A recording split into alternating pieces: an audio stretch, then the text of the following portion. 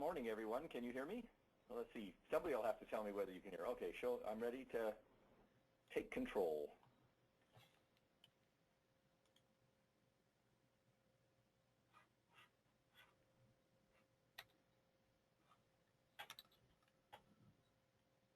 Oh, good morning. I'm really happy to see that I know a bunch of you out there. I could mention names, but you probably know that I know you. About half of you out there I've worked with in one form or another. I'm going to share with you my experience on program assessment that has been built up as part of the Building Strong Departments program run through the Science Education Resource Center. And that Building Strong Geoscience program, Building Strong Geoscience Departments program, is about 5 years old. We had some workshops on what we thought would be issues that would really help departments, and one of them was program assessment.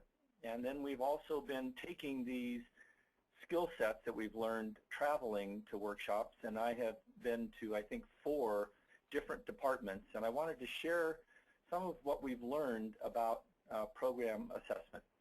And the 2 aspects of program assessment that I want to share with you today are how can we go about understanding the environment that we're in, what our strengths and weaknesses are, what kinds of things are out there that affect us. And the second issue is actually looking at a degree program or one of our degree programs, a bachelor's degree or a graduate degree, and thinking about what we would expect our students to be able to do, how we would know it if they were doing it, and how we would use information to improve our programs. So the first half of this presentation is about assessing your environment, and I want to talk about departmental SWOT analysis. And a SWOT analysis is a strengths, weaknesses, opportunities, threats analysis. And I've been involved in a bunch of these now, and I think it's a great opportunity for department heads and chairs to actively engage their faculty in looking at their environment.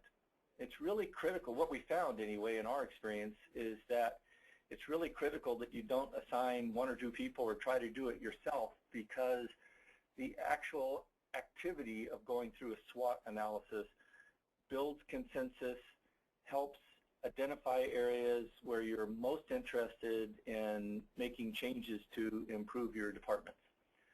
So what is a SWOT analysis? Strengths, weaknesses, opportunities, and threats. You can see on the slides, strengths are what we are good at, weaknesses, what we don't do very well. Opportunities and threats are more external in origin, things from outside your department. Opportunities outside your department that are in a changing environment. What are some of the things going on outside your department that you could take advantage of? And threats are things outside your department that we might be harmed by. And the strengths and weaknesses look primarily internally at your own department. And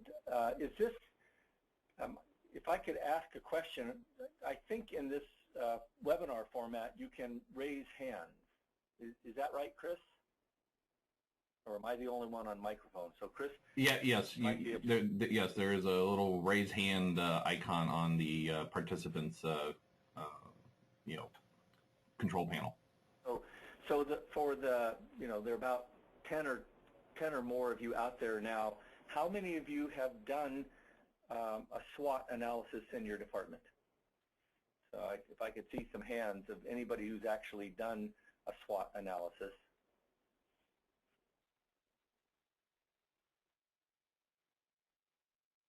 Maybe you haven't been asked to figure out how to raise hands before.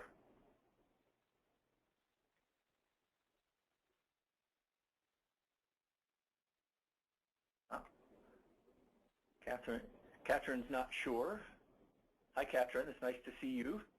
I'm looking forward to seeing you at AGU at the 2-year college dinner. Let's see if there's anybody else. Nobody else so far? Maybe, okay, 2. About another 10 or 15 seconds to figure out if anybody else has had some experience with it. Well, great. So since the majority have not, I want to go through actual examples of things that came up from the traveling departments that have all been cleaned up enough to not identify the departments. And in all of these things, what we did in the SWOT analysis was to help mediate a discussion of the strengths, weaknesses, opportunities, and threats. And what we had was in a faculty retreat setting, we had faculty individually write down on 1 per sticky note strengths, weaknesses, opportunities, and threats, and then go put them onto a big poster board. And they did this over about a 20-minute period. And then we broke into groups and went to each of the strengths, weaknesses, opportunities, and threats and looked for agreements, key themes, what really stood out, what kinds of things was there consensus on, and if you had to have an elevator speech on strengths, weaknesses, opportunities, and threats, what would be the key points that you'd make? And so I just wanted to share some from some of the institutions that we've been to. Oops, yeah, let's see here. So some of the strengths that other departments came up with are that they really were a collegial and dedicated group of faculty focused on their students, or their setting was particularly good for undergraduate research experiences, or their location was particularly outstanding for integrating field opportunities into instruction. So those would be some of the examples of strengths that have come up in this setting. Some of the weaknesses that came up were that their department had low enrollment of majors compared to campus peers, and this was a weakness in terms of administrative support, and that they were struggling, another department was struggling with grad student recruitment limited by funding. And some of the opportunities that came up that are sort of outside of the department, looking outside your own horizons, that there were some potentials for partnering with other disciplines, particularly things like geography, ocean sciences, environmental sciences, both within their own university and networks with other universities to share costs, also to recruit students and other issues. Another opportunity that came up at one of the institutions was that their university had just revised their liberal studies curriculum to have more emphasis on societal relevance and solving societal issues where the department could play a bigger role than they had in the past. And some of the threats that some of the departments identified were that their department wasn't the only department teaching geology. And this is particularly true in places where things like remote sensing, physical geography, oceanography, other areas were teaching geology on campus. And an almost universal one that I'm sure many of you have been dealing with in your own roles is the budget cuts and particularly state support for those who are in state-supported institutions. So in a SWOT analysis, what I've tried to do very briefly is to give you a sense of how, at least we've been doing it in the Building Strong Geoscience Departments program, which is to engage your faculty, identify common themes, summarize them, and get a much better sense of where you sit, both the degree that your department agrees or has consensus on key issues facing the department or opportunities, and also it helps the department take a broader view rather than just, we don't care about our external environment, we know we're good, it's just too bad the administration doesn't see it. It helps them understand that things are in a context that's useful. And what I wanted to share with you is that in addition to this brief several-minute presentation that I'm making, the Building Strong Geoscience Department's program through CERC and with its NSF funding has developed a large amount of resources on program assessment. And there's one here that I have highlighted in the CERC Carleton EDU Department's assessment SWOT, just what we've been through, will show you, in fact, you can even see one of the diagrams that I pilfered from the CERC website as part of this presentation. There are a lot of resources, and I'm not sure if I move my cursor whether you get to see it, but you can see that an assessment program for your program or your department includes the beginning of looking at your environment and then a whole lot of other things that you can do as a result of having made this SWOT analysis of your environment. So with that, what I wanted to do is sort of end this first part of my presentation and talk and open it up for questions that Chris will moderate for us. So thank you very much.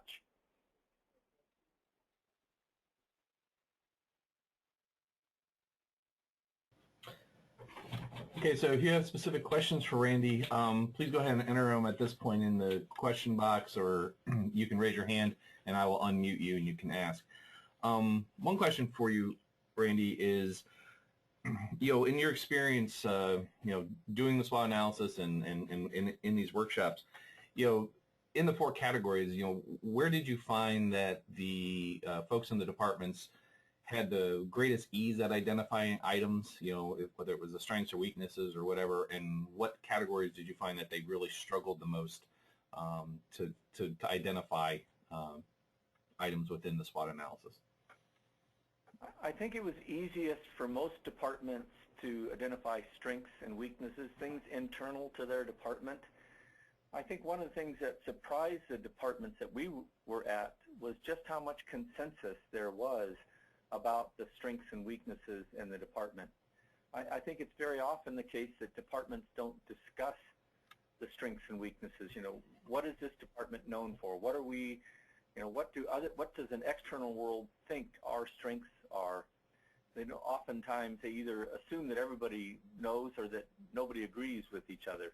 But it was very interesting to see how common it was for the strengths to be broad consensus about the strengths and the weaknesses that the department faced. There were more challenges with opportunities and threats because many faculty and departments, I hate to use the word myopic, but tend to think that if we just keep our heads down and don't pay any attention to the external world, we'll be fine. And so it was harder to get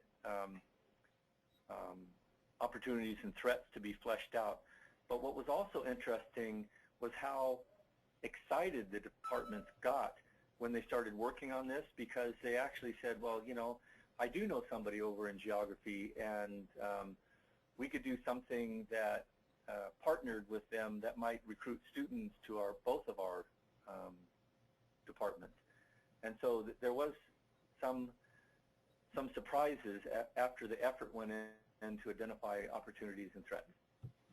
And one question actually from me in this case, at AGI, when we've done some SWOT analysis in the past, periodically we've actually done it where there's an internal group that does the SWOT analysis, but then we actually get external folks basically using their external perceptions of these and comparing and contrasting it.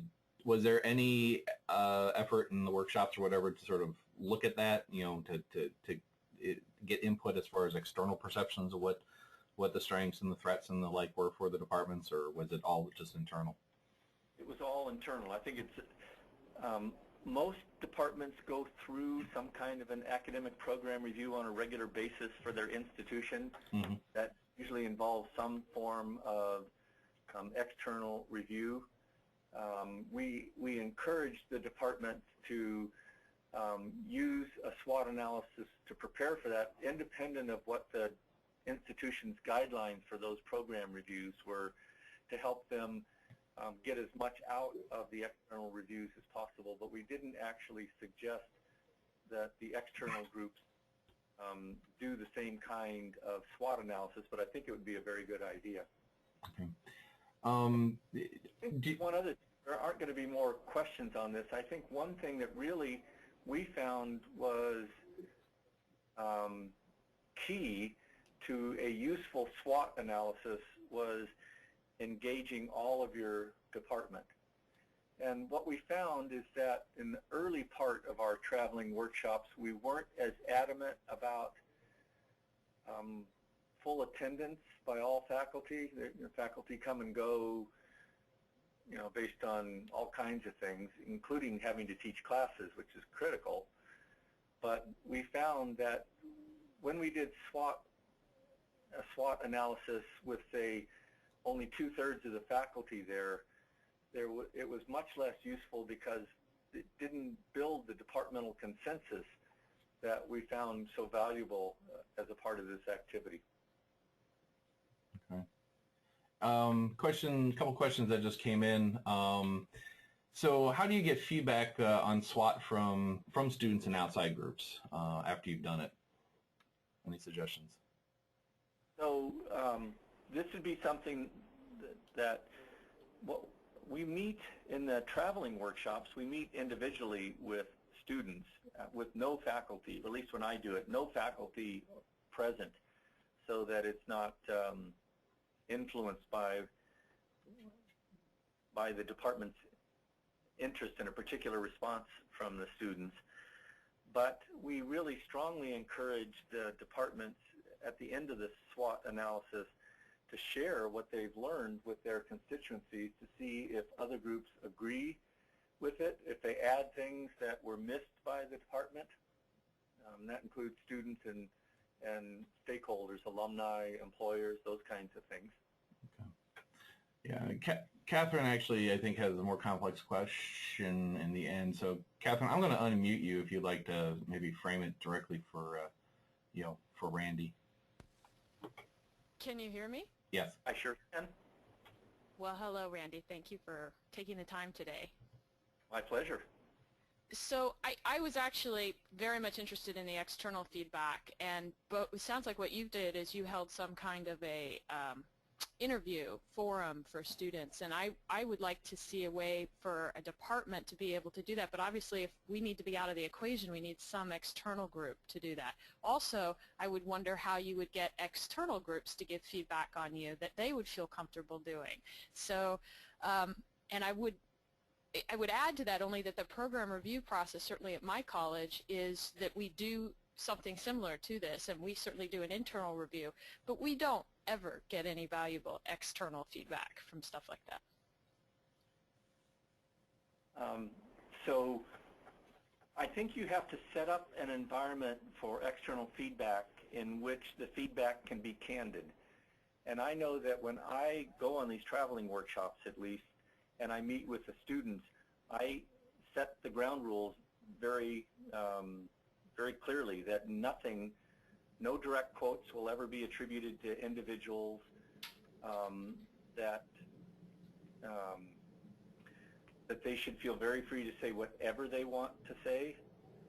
And I will occasionally have to seed it a little bit by saying, something like, in other departments, there have been some concerns where students have felt that they don't have access to the faculty.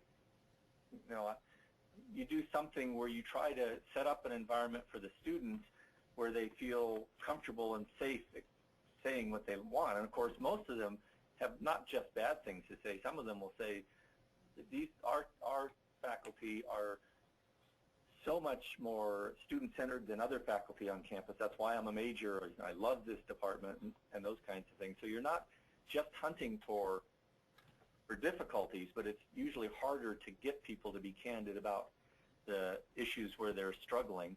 And I think what we've found is that having an external person do this is important, but you can get somebody external within your own institution, either with some experience at facilitating groups or at least outside your department, and have them, be very clear that whatever they learned from the students has to be synthesized, summarized, and not attributable to individuals.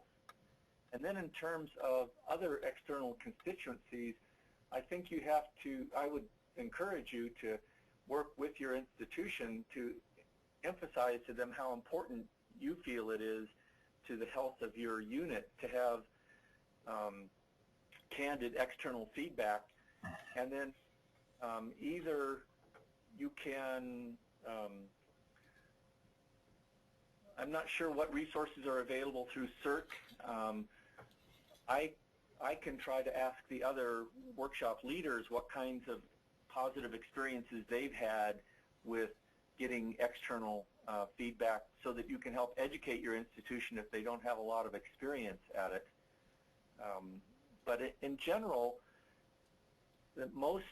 all of the external reviews that I've been a part of, you know, when you're a part of an academic program review, there's never been any concern about whether we'd be candid or not. It's whether it's how problematic we're going to be for the department. So I think it's a matter of who you ask to provide the external review and what kinds of documents you're able to put together to give them to do feedback. Thank you. You're welcome. So, Randy, we have a question also here asking about including administrative and other staff in the department as far as their input and the potential for that usefulness.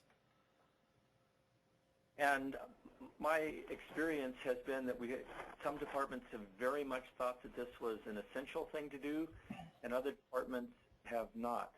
And I think that some of the criteria that went into that decision, in one department they had lab managers who were absolutely essential to the effective delivery of the lab experience, and it was very important to include them in the discussions.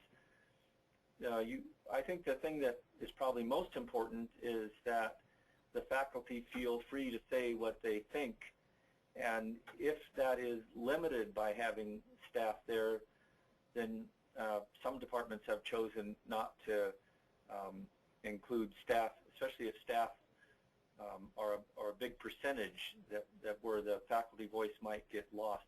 In terms of administrators, in all of ours, there have been some administrators some of the time, whether we met with them or they actually came to the department.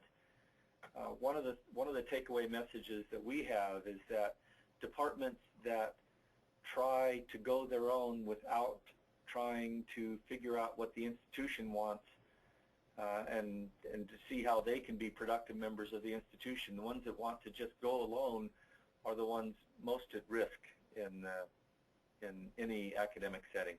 So yes, all of our experiences that administrators either came to a part of this, not just the SWOT analysis, a part of the retreat, and always the leaders in the traveling workshops met with administrators. So I hope that answers that question. Okay. And then David Bowman mentioned that they did this activity for Alumni Advisory Board. And David, I'm going to unmute you. Maybe you'd like to just share that experience. You said it was a very good experience. Sure. Can you hear me? Yes. Yeah, so we have tried out to have an alumni, and I should say it's not just alumni, it's alumni and local employers advisory board. And it's sometimes hard to find something for those groups to do when you don't have a pressing need for them. And the SWOT analysis is a really good one, particularly around the time that you need to do your program performance review. And it's just a great way to get feedback, both from your alumni who have a very different perspective than your students do. Having had the experience of realizing that the education they got actually did make a difference, even though it seemed painful at the time.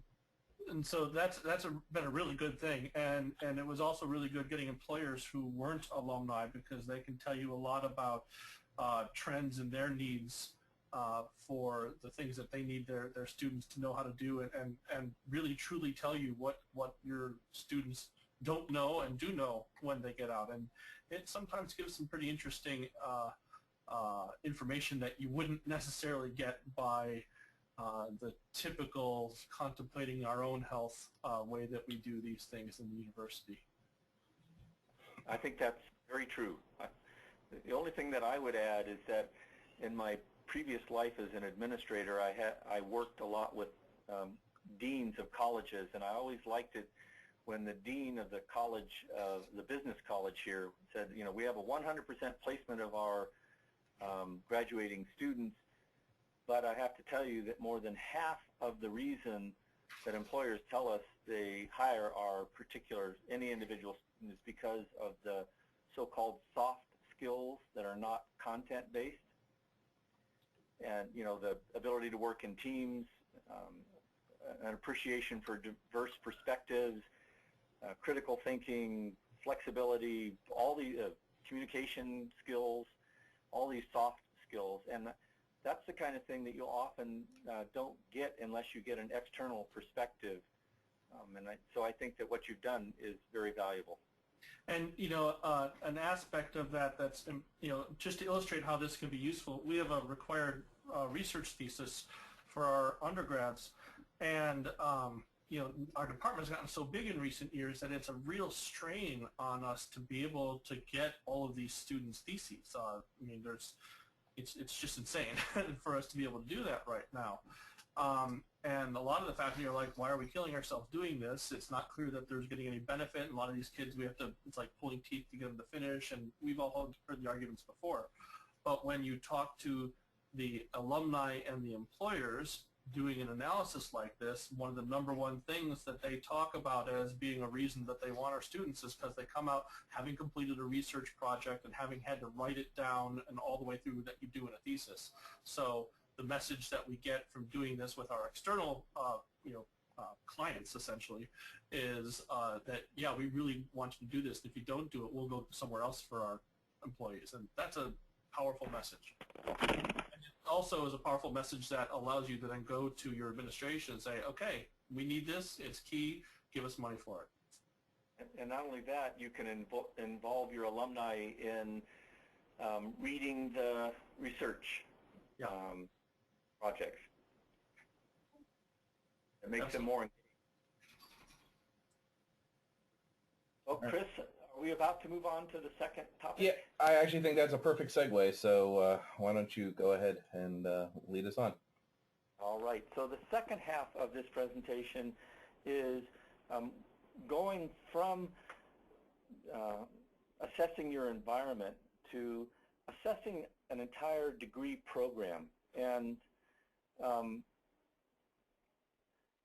that means that you need, as a department, to identify what kinds of skills, experience, values you want students to have when they graduate from your degree program. And then once you have identified those goals and, you know, the sort of the official lingo of learning outcomes, then figuring out where in your curriculum students will get an opportunity to have these kinds of experiences, and then how would you actually know that you were successful at helping students gain these skills. So there are a variety of curricular models. That sort of the traditional one is, you know, we teach physical geology and historical geology and mineralogy, and we've done it forever, and by golly, it's a great program and students should get everything they need from it. And this sort of traditional one has led to a lot of ownership of courses by individual faculty and resistance to change and all kinds of things that make it harder to be relevant in the 21st century. And it's a curriculum built from the 1940s, really. And a curricular model that many people find very effective is to just go all the way to the back, to the start, and say, what are the key things that we expect our graduates to be able to do when they graduate? And what some parsing of that from some groups is to think about sort of threshold concepts that are just absolutely fundamental to the geosciences that every student who comes out with a geo degree should have mastered. And, you know, one example is deep time, Another one is evolution, just as an example. Randy Bass at Georgetown University has really been an advocate for this, and if you want to Google him, you can find some more thoughts on these sort of threshold concepts that are the underpinnings of everything that follows. A second area that people look at are some kinds of goals or learning outcomes for degree programs. These are a little bit more nebulous. I'll just sort of skip over them right now, but some examples have been things like ability to see the societal relevance of the geosciences, whether it be hazards or natural resources or these sort of high-level goals that you might have for the synthesis that students would make, as opposed to being very narrowly educated, but actually see the bigger picture. And then one that's easier for people usually to identify are the skills that would be acquired in the degree program. Some of them could be very specific to your degree, everything from geologic mapping to identifying rocks. You could, using a Brunton, if that's even relevant anymore, those kinds of things. Or they could be more general, that you would expect your students to be able to do, where your degree program can contribute to this skill, but the rest of the curriculum would obviously also be an important part of it, and that things like effective communication in all forms. Another area that people look at in this curricular model of what kinds of experiences, and experiences as opposed to skills are more like events that happen during the undergraduate degree program. And one that often comes up is our students will take an extended field trip with faculty and see sometimes geology outside our region or some other experience that you feel key to your degree program. Another important part of curriculum is actually values that you want to inculcate within your students. And everything from treating each other with respect is one example, but other ones might be the value of teamwork or scientific integrity or other kinds of values that you want to make sure that students have the opportunity to practice in your degree programs. And then other content that doesn't fall anywhere in that area would be also the case.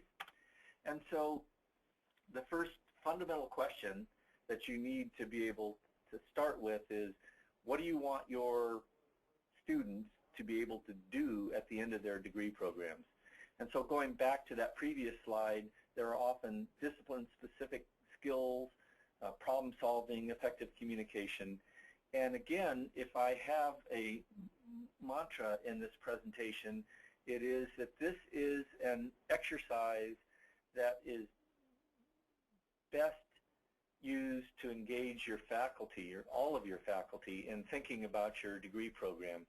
It's better not to have the curriculum committee do this, because buy-in, especially if you're going to change your curriculum at all, needs active faculty engagement. So what we've done in the traveling workshops is, again, to use sticky notes, one per note, to say what are the things that you expect the students to be able to do in those areas with goals, values, experiences, skills, knowledge, the key themes, those categories, which can be variable depending on what you think your needs are, and you have them write one per sticky, put them up on a poster board at different parts of the room.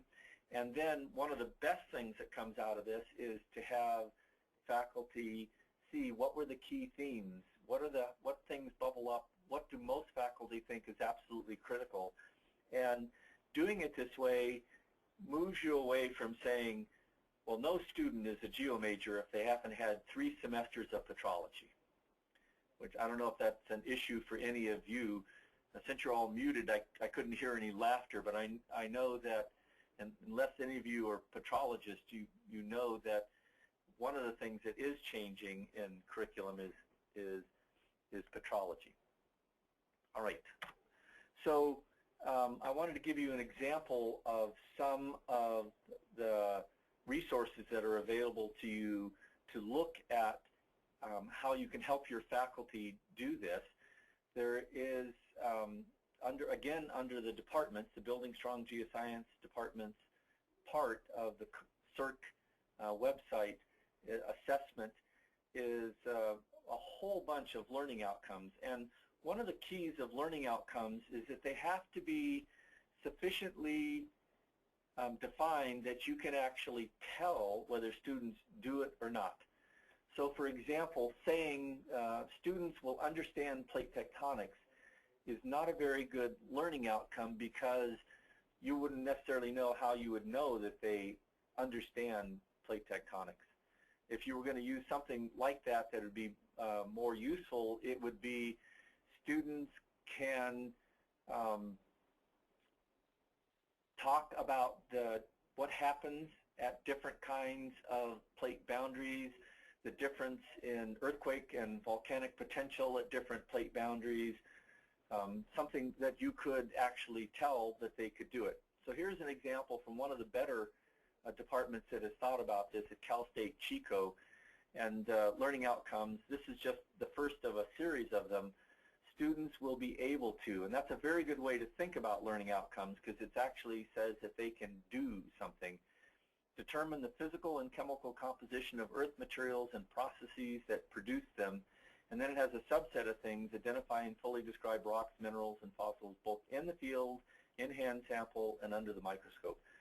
And when you're able to articulate these learning outcomes as specifically as this, you are in a much better position to do the next phase, which is, well, this is what I want students to be able to do. How will I know that they've done it? And there are many, many more examples.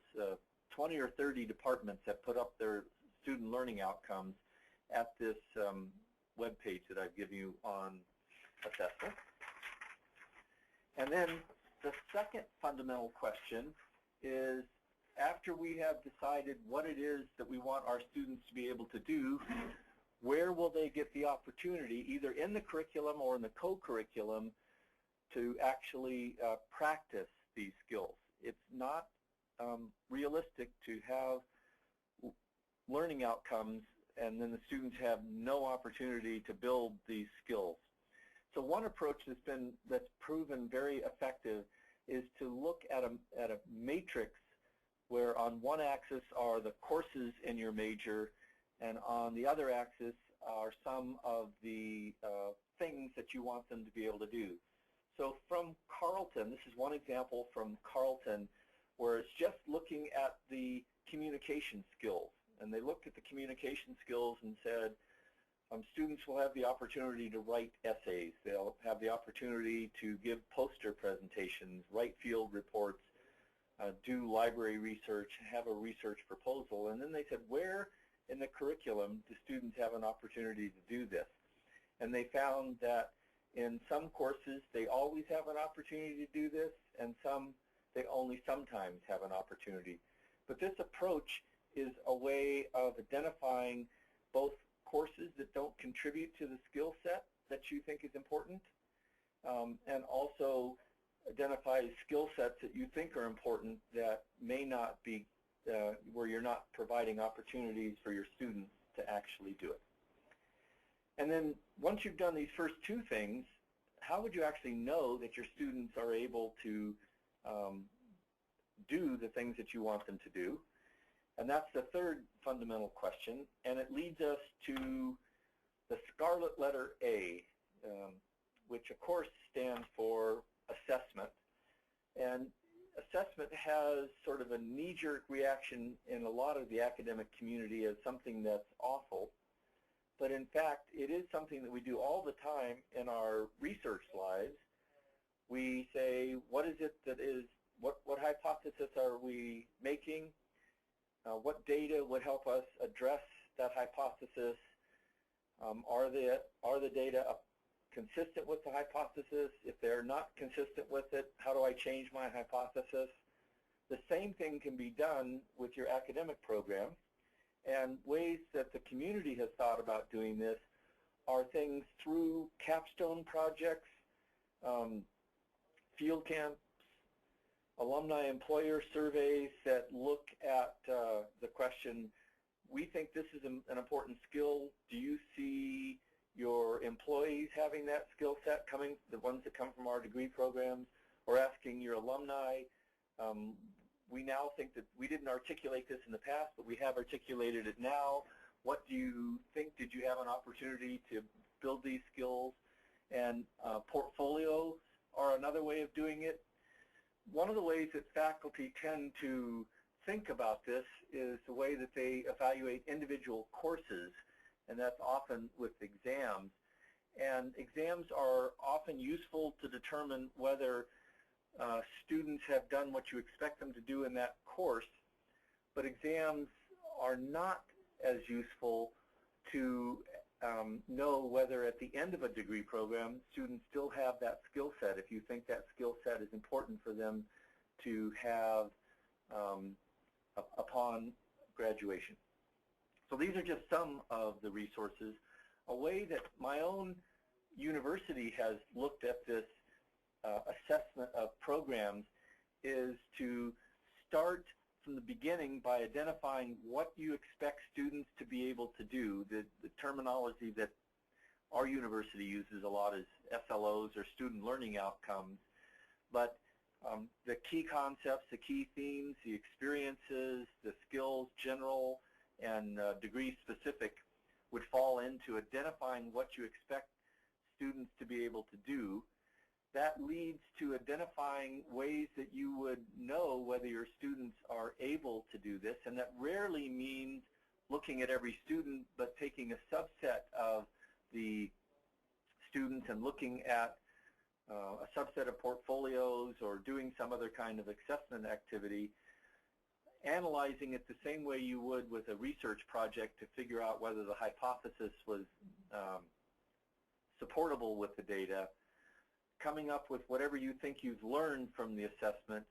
But then the key in all of these programs is closing the assessment loop, which is, if I've learned that I think that it's really critical that students, that all of my geo majors understand deep time, but in fact they only got it in historical and it's never emphasized again, then you have to think about how my program would change to give students the opportunity to practice the things that I thought were most important. So you have this loop, and again, even my own department, my own university realizes that if it's not faculty driven, if it's seen as an accountability measure, there's much less interest in doing it. But faculty in general are motivated to do the best they can for their students if it can be put in the framework of, you know, how do we know that students can do what we think that is really important for them to be able to do,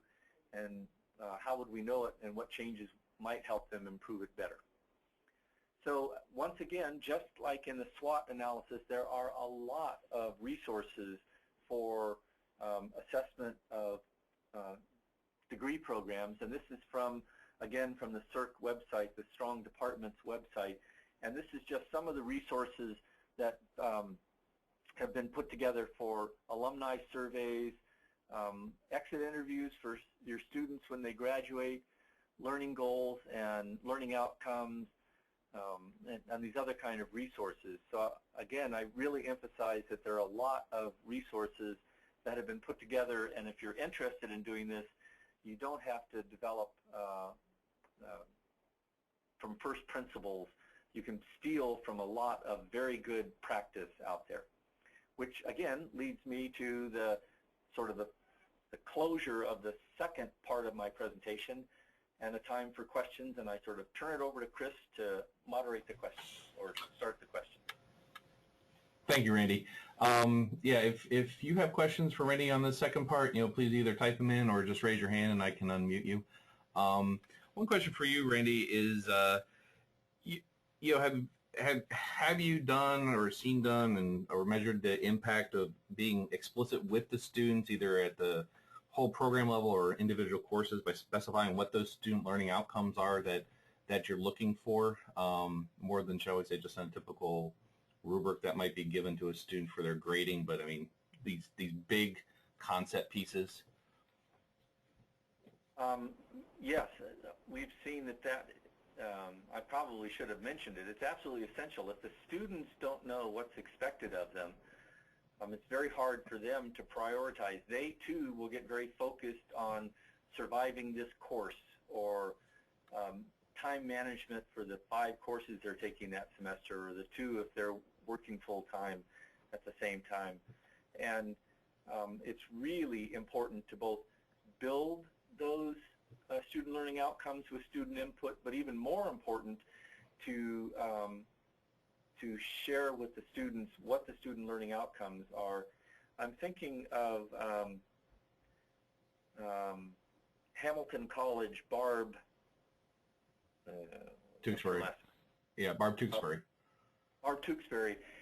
Their department has put together a set of learning outcomes on plate tectonics that they give the students as they become majors, and then they are regularly assessed against those learning outcomes on not just when they graduate, but regularly, because they think that those are the key learning outcomes for students coming out of their program. And so it's very important to involve the students in that process. That's good. So any other questions from folks in the audience? Give you 15 seconds, either raise a hand or type something out. I will say that it's very important to motivate assessment from leadership in the head and chair, and to work with your institution, if they have any resources, to help faculty realize that this is not just a bean-pushing exercise from the administration, but in fact, in our own self-interest, to help improve our programs. And if you're able to do that, you will have a lot more engagement and buy-in from your faculty. But it is something that is a potential energy threshold with faculty. It really is. So I really encourage you to think about ways to have them see the benefit and look for those kinds of things at the CERC website. Okay. Okay, Wayne Pennington has a question. Wayne, you've been unmuted. Okay. Hey, Wayne. Yep. Hi. I wanted to share some approaches that we're going through right now for formalizing the procedure that you're talking about a little bit more, and it might be useful. We got into it essentially through the back door. What happened is the university decided that we needed to do a more thorough job of evaluating teaching effectiveness, and that we could only use student evaluations of teachers to less than 50% of whatever it might count toward. Some departments and programs went toward, they sit in a lecture twice a semester and grade them or something like that. And we took quite a different approach. We took the approach that what is the true judge of teaching effectiveness? And it's not lecturing style, it's whether or not the students learn the material. So each course, the instructor has to develop a set of student learning outcomes. And we've done that in the past, of course. We do this for ABET routinely. But now it's, instead of saying, well, the ABET committee puts it together based on information we provide them, each instructor has to develop those student learning outcomes, and together with some other instructor, and we call that other instructor a peer evaluator. It could be me, could be somebody else in the department, it could be even a lecturer, not tenure track faculty, it could be somebody from outside the department that's appropriate for that field of study. They review the student learning outcomes in a sort of a team way, and then maybe modify them, but then take a look at where in the various activities of the course, so usually it's assignments or exams, but it could be field mapping, it could be presentations, could be anything, where those outcomes are indeed assessed, and then the peer evaluator does an independent assessment of those things, specific questions on exams or specific presentations or something. The peer evaluator then is kind of like a team member with the instructor. And of course the peer evaluator has peer evaluators of his or her own for his or her own courses. Now exactly how to bring that back together is something we're still in the first semester of trying to do, so I won't share our foibles with you on that. But we think that it's a nice way of getting instructor buy-in because they're doing it with their evaluator, and they are, in fact, evaluators for somebody else. The first default evaluator is essentially whoever teaches the course that requires that course that you're evaluating as a prerequisite. That immediately assigns about half the evaluators right there, but then other courses it gets more complicated. We think this is working pretty well. It does a couple of things. It gives the teaching effectiveness requirement. We meet that letter of the law. We also meet the spirit of it, perhaps quite a bit nicer than most other departments and programs. And it incorporates into that the student learning outcome assessments quite nicely. So I thought I'd share that with you. Thanks. I would like to just, I know we're going to run out of time, but I have two very quick comments. One, I think this is fantastic. The second thing is that the community colleges, in my experience, are way out ahead of the rest of the institutions in terms of identifying student learning outcomes. So I think that we can learn a lot from the community colleges in terms of student learning outcomes for courses. And then the final thing is that I think this is brilliant for engaging multiple faculty, and I'm going to start stealing it here because for us, one of our real issues is our physical geology is the only required course into our junior level courses, and some of the junior level courses instructors are saying, well, you know, students can't do X before they get to me, and I think having them work with the instructors for physical on the student learning outcomes and then making sure that students have the opportunity for that is a great way to build partnerships within the department and make us not just isolated courses, but more of a coherent degree program. Yeah, very good. And I look forward in the future to hearing how successful you are at feeding the information back into your degree programs and your courses to see if they are any different after you've done this process. I can share with you, if you'd like, our current plans. They're too detailed to go into right now, but I fully expect that our current plans will turn out to be all screwed up, and we will have to modify them. No surprises there. Yeah. Okay, we have a question from Katrin. Katrin, I've just unmuted you. Yeah, we only have a second here, so I'm just going to mention that one of the things that the two-year colleges need, thanks for mentioning them there, we certainly focus a lot on SLOs, is the connection with the 4 years, because we don't send most of our people to employers, although many do. I mean, maybe I misspeak, there are a lot of community colleges that do, but at ours, it's primarily we're sending them to the 4 years.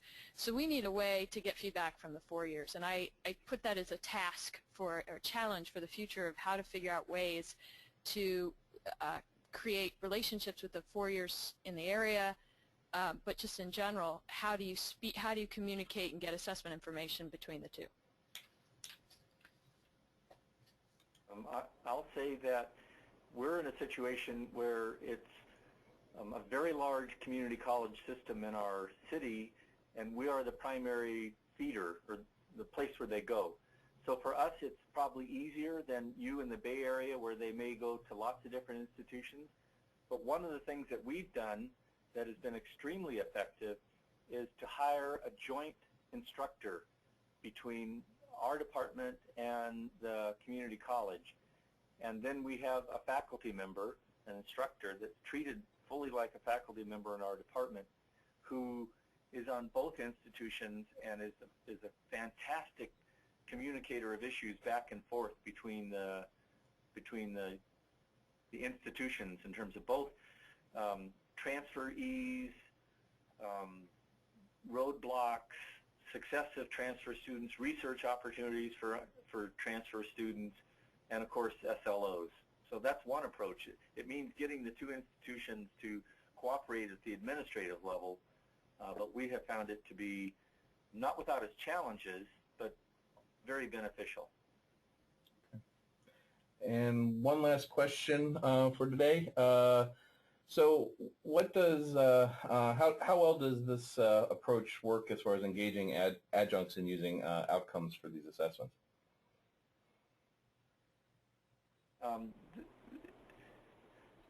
I think that that's a challenge for departments. I think it argues that you you need to include your adjuncts in thinking about SLOs, student learning outcomes, and assessment. If you're in a system where a significant portion of your course teaching is done by adjuncts, you have to include them, or you work at your own peril in terms of trying to